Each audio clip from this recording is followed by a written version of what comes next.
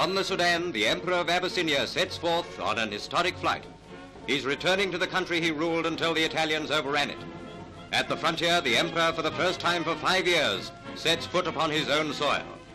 He's accompanied by the Crown Prince, the Duke of Hara, and warrior chief Ras Kassa. There follows a solemn ceremony as British officers already firmly established in the occupied territory receive the Emperor and his party and accord the returned exiles an official welcome.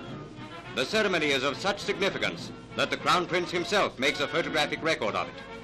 And now the most dramatic scene of all, the breaking of the red, green and gold flag of Ethiopia by His Majesty, who said, "I am entering Ethiopia with full confidence of assistance from the British government in order to crush our common enemy." Soon will Haile Selassie make good his promise to reinstate the white marble statue of the Lion of Judah in the square at Addis Ababa.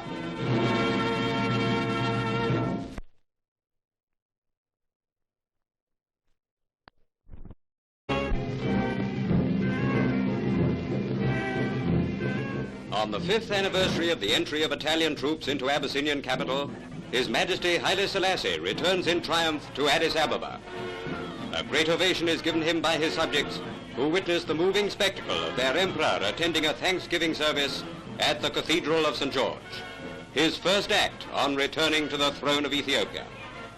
Accompanied by a number of military chiefs and religious leaders, including Ras Seum, Ras Kassa, and the chief abbot, Haile Selassie returns thanks to Almighty God for the restoration of his country.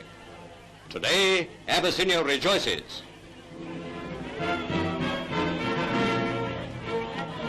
And now the triumphal procession, headed by Ethiopian troops, the royal car makes its way to the palace as a salute of 21 guns mingles with the greetings of the crowds thronging the tree-lined route to the emperor's home.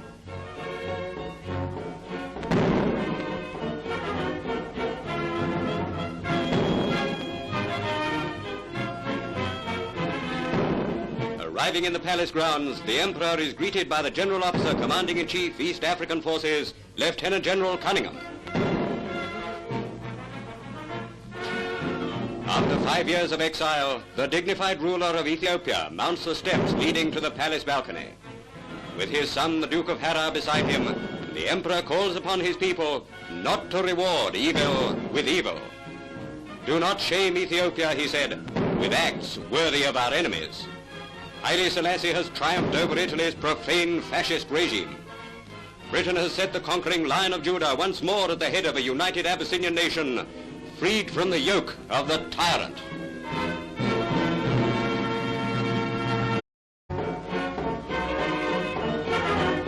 A red letter day in Addis Ababa, the occasion of the Emperor's first review of his troops since he was returned to the throne after 5 years of exile.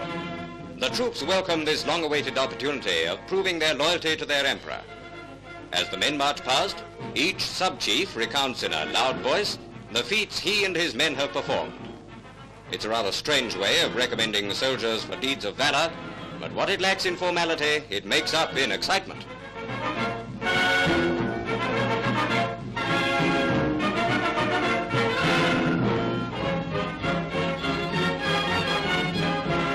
Many deeds of heroism against the jackal Mussolini's minions are told to the Emperor, who expresses his approval of the reports. The warriors proclaim their loyalty to Haile Selassie almost to the point of hysterics. A picturesque and moving ceremony.